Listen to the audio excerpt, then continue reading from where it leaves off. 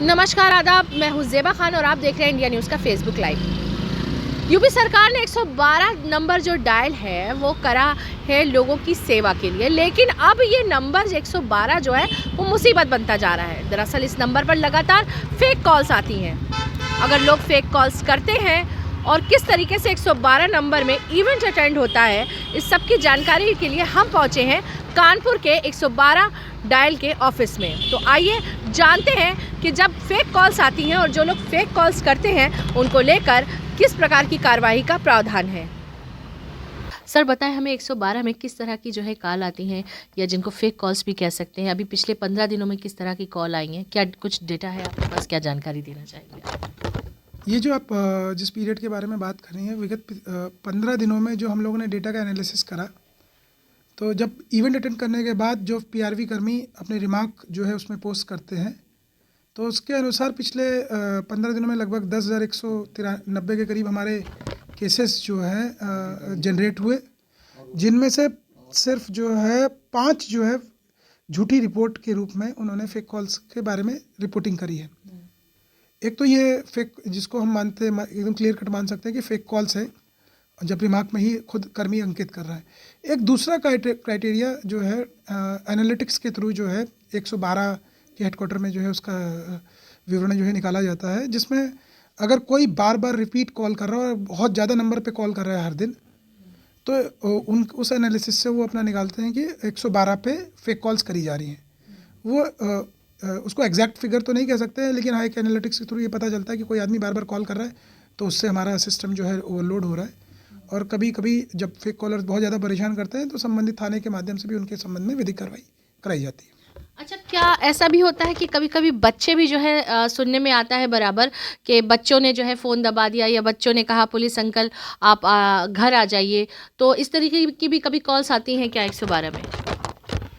इस संबंध में 2 एस्पेक्ट हैं। जैसे आप अगर कभी एक आपको 112 की सर्विसेज अगर चाहिए हैं तो उसके लिए आप एक कॉल कर सकते हैं, और आपके पास मोबाइल में ही जो SOS बटन होते हैं, डिस्ट्रेस बटन होते हैं, वो भी दबा सकते हैं। और तीसरा 112 ऐप जो है आप डाउनलोड करके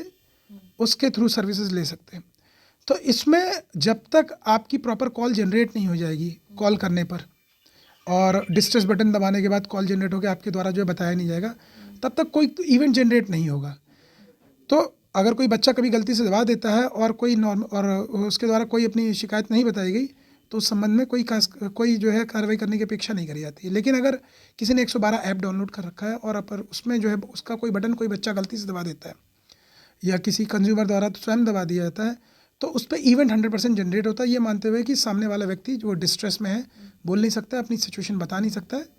और इसलिए इवेंट जनरेट होने के बाद पीआरवी वहाँ पर मौके पे जब तक पहुँचेगी नहीं और उसको अटेंड नहीं करेगी, उसको रिस्पॉन्स नहीं करेगी, तब तक वो इवेंट बना रहेगा।